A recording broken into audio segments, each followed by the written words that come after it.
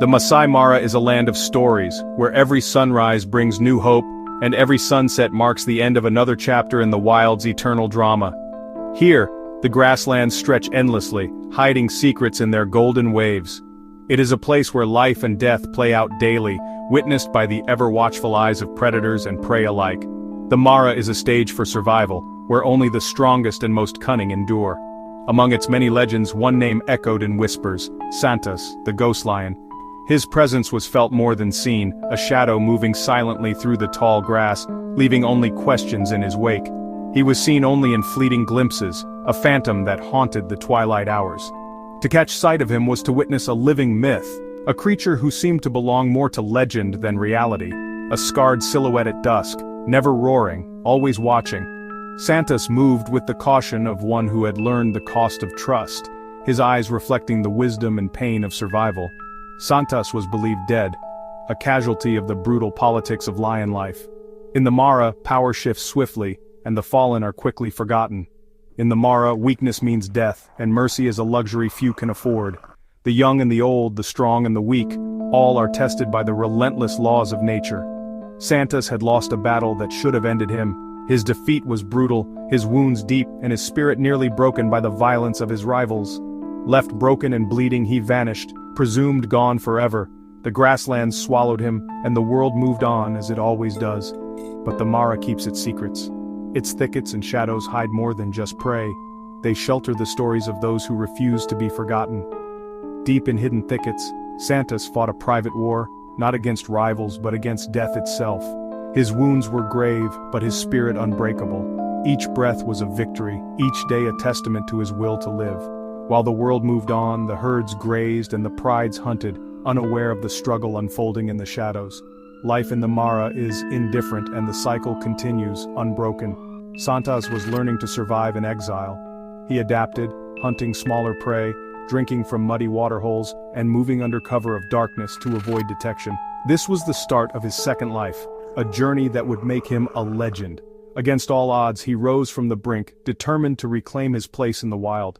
His story is not about conquest, nor about dominance over others. It is about the quiet strength found in survival and the courage to face another day, but about the quiet refusal to give up. True strength, he showed, is not always loud or violent. It is often silent, patient, and persistent. True strength, he showed, is found in endurance and adaptation. Santas became a master of survival, blending into the landscape, always alert, always learning. Santas's journey is a testament to the wild's indomitable spirit.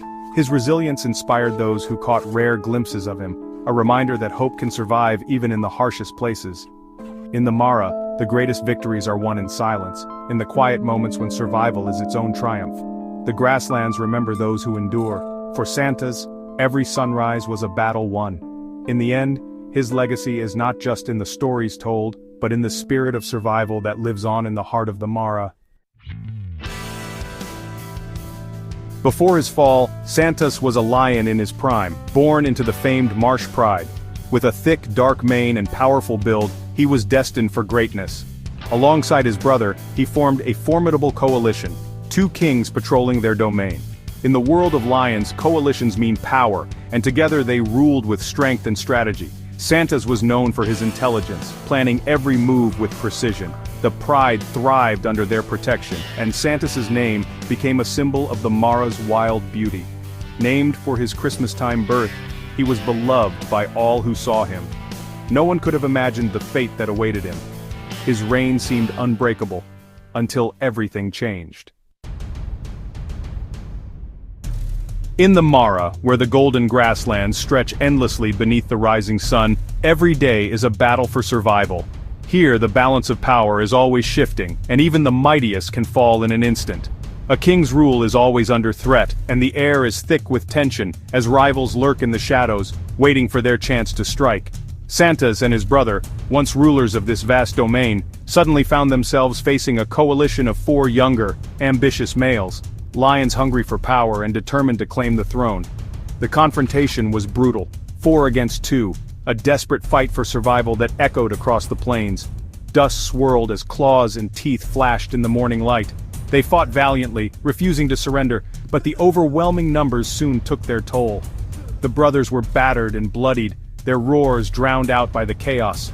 In the end, Santas's brother was killed, his life claimed by the relentless assault. Santas was left alone, outnumbered and outmatched, his world shattered in a matter of moments. The attackers showed no mercy. Santas suffered a devastating injury, a broken back, his powerful hind legs rendered useless. The pain was excruciating, but the humiliation cut even deeper.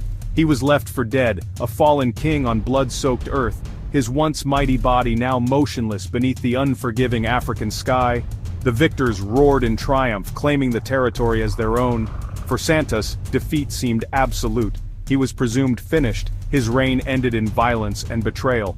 Unable to hunt or defend himself, Santas was expected to die quickly, his strength fading with each passing hour as the Savannah moved on without him. The Mara moved on, indifferent to the fate of a fallen king. The cycle of kingship remained unbroken, as new rulers took their place in the endless struggle for dominance. Santas vanished from sight, his fate sealed in the eyes of all who knew him. The grass soon covered the traces of his struggle, and silence returned to the land. His reign was over, his name destined to fade into legend, remembered only in the whispers of the wind and the fading paw prints in the dust. But the Mara is a place of surprises, where fate can turn in the blink of an eye and hope can be found in the most unlikely places. No one expected to see Santas again. His story, it seemed, had reached its tragic end. Yet, against all odds, his story was far from over. In the heart of the Mara, a new chapter was about to begin. Santas did not die. Against all odds, he clung to life, refusing to surrender to the pain or the darkness closing in around him. With every ounce of strength left in his battered body, he dragged himself away from the battlefield, his hind legs trailing uselessly behind. Using only his front legs, he pulled himself across the unforgiving Savannah, each movement a testament to his will to survive. Every movement was agony, a searing reminder of his wounds. But survival demanded he keep going, no matter the cost. The pain was constant, but so was his determination. He vanished into the densest thickets, seeking refuge from scavengers and rival lions who would finish what the battle had started. In the tangled undergrowth, he found a fragile sanctuary. For months, there was no sign of him. He became a ghost in the Mara. The land seemed emptier, as if it mourned his absence. Rumors spread among those who watched the plains, but no one saw him. Alone, he survived on whatever he could catch, beetles, lizards, even the smallest scraps of meat. Hunger gnawed at him, but he adapted, learning to hunt in silence and darkness. He found water in hidden pools, staying low and out of sight. Each day he grew a little stronger, his wounds slowly closing as he rested in the safety of the tall grass. Slowly, feeling returned to his hind legs. At first it was just a tingle, then a twitch, and finally the strength to push himself upright. He learned to stand, then to walk again, though his gait was forever changed. Each step was a victory, a reminder of what he had endured. His limp became his signature, a mark of survival that set him apart from all others. It was a badge of honor, proof of his resilience. In isolation he transformed. No longer a king ruling with brute force, he became a master of endurance, patience, and cunning. He learned invisibility, patience, and the art of conserving energy. Every day was a lesson in survival, every night a test of his resolve. The Mara's harsh lessons became his tools for survival. He endured blistering heat, biting cold, and the relentless storms that swept across the plains. At last he emerged from the shadows, alive and changed. The lion who returned was not the same as the one who vanished. Santas was ready to face the world again, a legend reborn, his scars telling the story of a survivor who refused to give up. Months later, rumors spread. A limping, scarred lion was seen at twilight. Guides dismissed it as fantasy, but the sightings grew. The description was always the same: dark mane, scarred face, rolling limp. It was Santas. He had returned, but not as the king he once was. His body bore the marks of survival, his eyes a new wisdom. He did not reclaim his old territory. He knew better. The new rulers were too strong, and Santas was no longer a challenger. Instead, he became a true nomad, living on the fringes, surviving by wit.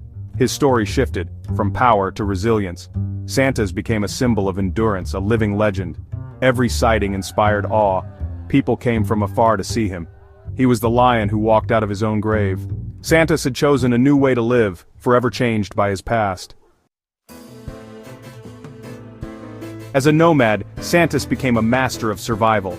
He learned every boundary, moving at night to avoid confrontation. His roars were rare, his presence a whisper in the dark. Unable to hunt large prey, he became an opportunist. He targeted the weak and the vulnerable, striking with precision. Santos was feared not for dominance but for his tenacity and intelligence. He unsettled territorial males, a reminder that any king could fall. His scars commanded respect. He endured where others perished. He scavenged with cunning, often stealing kills from smaller predators. His size and scars were enough to intimidate leopards and cheetahs. It was a risky strategy, but it worked. Santos was no longer a king, but a survivor playing by new rules. Against all odds, he was winning. Something remarkable happened. Lionesses began to seek Santos out. These were outcasts, older females, young dispersers, all vulnerable alone. They saw not a broken male but a protector. His scars told a story of survival, his caution promised safety. Santos accepted their company, forming a loose nomadic group. The lionesses hunted together, sharing their kills with him. In return, his presence deterred threats, especially hyenas. This was not a traditional pride, but a band of survivors. Santos became a guardian, a father figure to the dispossessed. He led with quiet strength, his limp a badge of honor. His legend grew. He was a sanctuary for those with nowhere else to go. The king who lost everything became a protector of the lost. His lonely path was now shared, a nomadic dynasty on the move. Santos's story became a modern legend of the Mara. Unlike other famous lions, his fame was built on survival, not conquest. His scars were his crown, his limp a symbol of willpower. He taught that true strength lies in endurance and adaptability. Santos lost his kingdom, but gained a legacy that outshone many kings. He became a symbol of hope, inspiring all who followed his journey. As a nomad, he mastered the Mara's secrets, thriving where others failed. His unconventional life made his story unforgettable. Even as age slowed him, he remained a dignified presence. His story is preserved in photos and memories, a character in the wild's ongoing drama. Santos, the lion who refused to die, became a king of hearts and legend. Santos's legacy is not about battles or territory, but survival. His story reveals the true essence of life, the will to continue no matter the odds. He redefined what it means to be a successful lion, showing that intelligence and adaptability matter as much as strength. By forging a new path as a nomadic protector, he proved a king can reign even after a fall. Santos inspired all who followed his journey, his struggle echoing the human experience of loss and hope. His scars became symbols of survival, not weakness. He was a living metaphor for resilience in the face of adversity. The Mara will see new kings, but Santos's story will endure. He is the ghost who returned, the king who became a legend. His unconquered spirit remains forever part of Africa's wild soul. Wild. But Santos was different. He wasn't a king, nor did he command a pride. He didn't fit the mold of the legendary rulers whose names are whispered with awe. Instead, he walked a path all his own, one that defied the expectations of what it means to be a lion in the Mara. He was a shadow, a ghost moving silently through the grass, thriving on the edges. Santos learned to blend into the landscape, his tawny coat merging with the golden Savannah, his movements almost invisible to the untrained eye. He became a master of stealth, slipping through the world unnoticed yet always present. While most males formed alliances to seize territory, Santos chose solitude. He avoided the brutal clashes that left so many scarred or broken, preferring the quiet company of the wind and the grass. His world was one of patience and observation, not dominance and display. He was rarely seen, his presence more rumor than reality. To catch a glimpse of Santos was to witness a living legend, a fleeting moment that left more questions than answers. His tracks would appear overnight, only to vanish by morning, leaving behind a sense of mystery. Guides spoke of him in hushed tones, a lion who broke the rules and survived. They shared stories of near sightings, of a lone figure slipping through the mist, always just out of reach. For them, Santos was a symbol of the Mara's untamed spirit, a reminder that not all legends roar. His story wasn't about battles won, but about battles avoided. Santos understood that sometimes the greatest strength lies in restraint. He sidestepped danger, choosing peace over conflict, and in doing so he carved out a life that was uniquely his own. While others fought and fell, Santos endured, a silent observer on the fringes. He watched the rise and fall of prides, the shifting tides of power, and learned from the mistakes of others. His wisdom was hard-earned, his survival a quiet triumph. He proved that power isn't always about force, sometimes it's about knowing when to disappear. Santos mastered the art of vanishing, slipping away before trouble could find him. In a world obsessed with dominance, he found strength in subtlety. His legend grew not from roars, but from the silence he left behind. The Mara remembers him not for the battles he fought, but for the peace he maintained, and the way he moved like a whisper through the wild. Santos was the living embodiment of quiet, resilient strength, a true ghost of the Mara. He showed that survival can be an art, and that sometimes the most powerful stories are the ones told in silence. In a world of kings, he was the master of survival. Santos's legacy endures not in the scars of battle, but in the gentle hush of dawn, where the grass stirs and the ghost of the Mara still walks alone. Most lone lions are exiles, cast out by stronger males or new coalitions. Santos likely began this way, forced into solitude, learning to survive without the safety of a pride. The Mara became a hostile place, filled with rivals and danger. He learned to hide, to read the land like a fugitive, not a king. Where others saw hardship, Santos found his calling. Maybe he lost his brothers, or maybe he simply wasn't built for endless war. He adapted, turning solitude into strength, mastering stealth and patience. Was his path chosen or forced? Perhaps both. He embraced the life of a wanderer, rewriting his destiny with intelligence and endurance. Santos became a specialist in the art of being alone. Santos survived because he mastered invisibility. In a world where every movement could mean life or death, he learned to disappear into the landscape, becoming a ghost among the grass. His presence was felt more in the absence of tracks than in their discovery, and his story was written in the silence he left behind. Vulnerable and alone, he avoided confrontation at all costs. Without the protection of a pride, every encounter with another lion could be fatal. Santos knew that survival meant staying out of sight, moving with caution, and never drawing unnecessary attention to himself. He moved like a whisper, using darkness and dense bush as his shield. Night was his ally, and the tangled undergrowth his sanctuary. Each step was calculated, every pause deliberate as he navigated a world filled with unseen dangers. He mapped the territories of powerful prides, staying just out of reach. Santos memorized the invisible borders that marked danger, always skirting the edges, never crossing into the heart of another lion's domain. His mental map was as sharp as his instincts. Rangers learned to look for him in the most unlikely places, always a step ahead. They would find only faint traces, a single paw print, a tuft of fur snagged on a thorn, or the echo of his presence in the wary behavior of prey animals. His stealth was his defense, not just from lions, but from all threats. Hyenas, leopards, and even humans posed risks, and Santos learned to read the wind, sense danger, and vanish before trouble found him.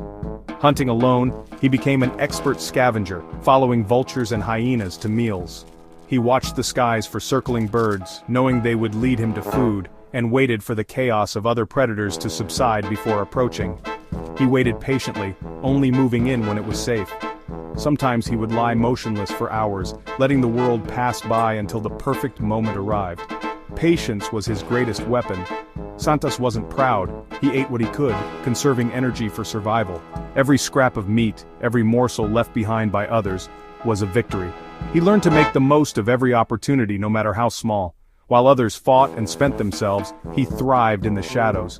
He watched from a distance as rival males clashed, knowing that his strength lay in endurance, not in open battle. His life was a lesson in efficiency and risk, a survivor's blueprint.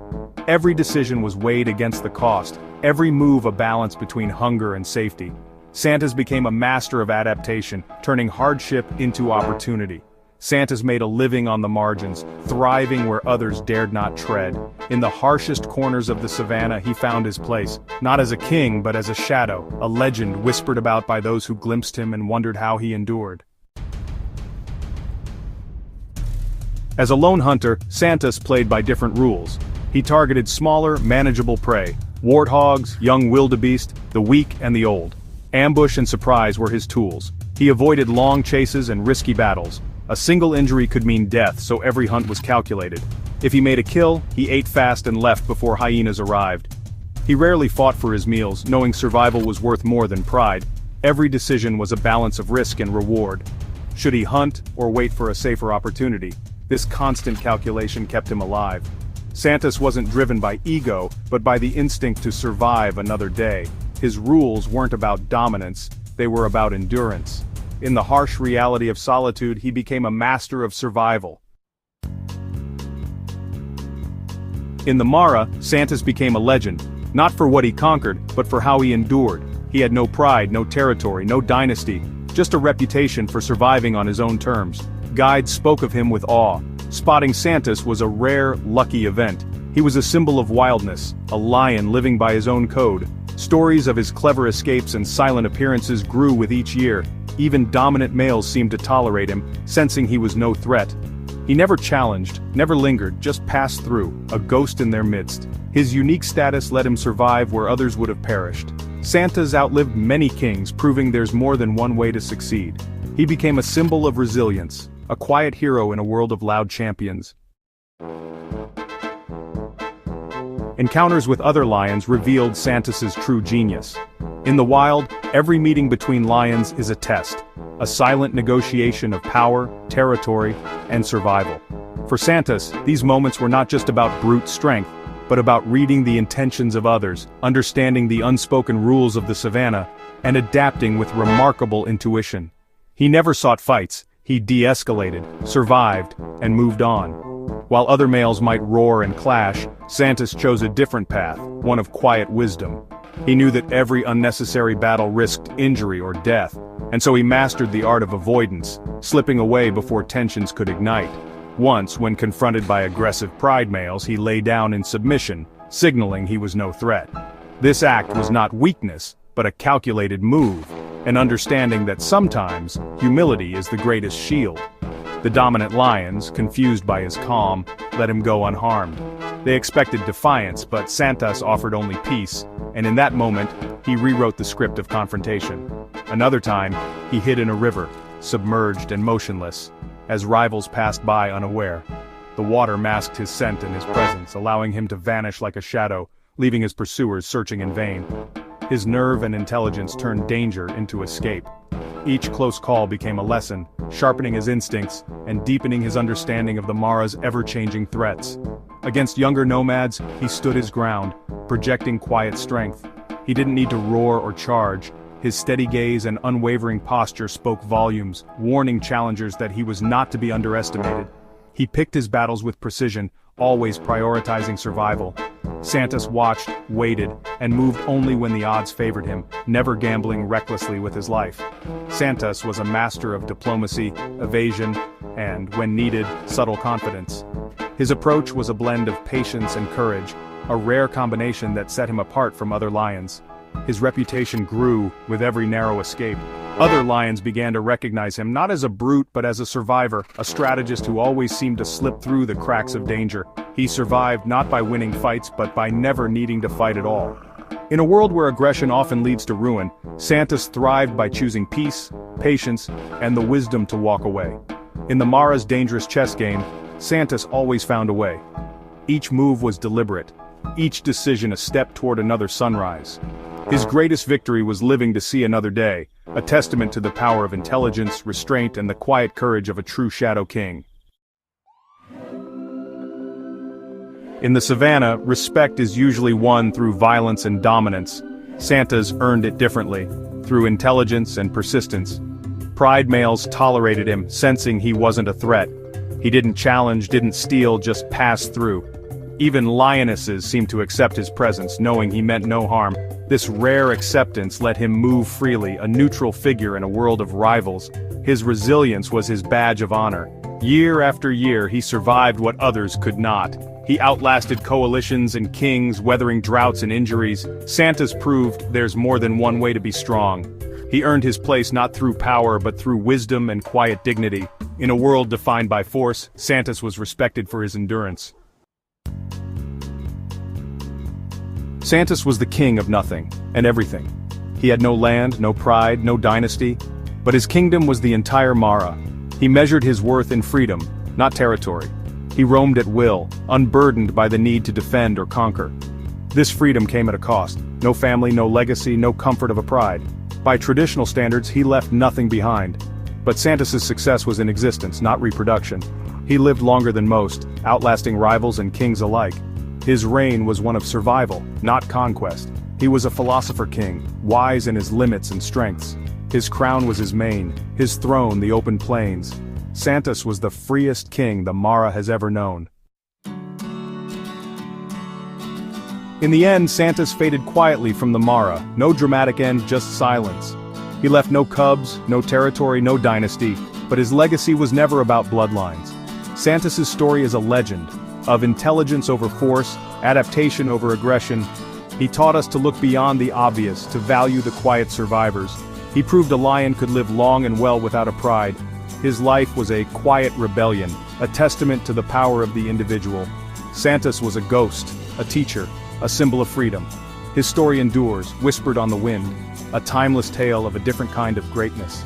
In the Mara, the legend of Santos, the lion who walked alone, will never fade.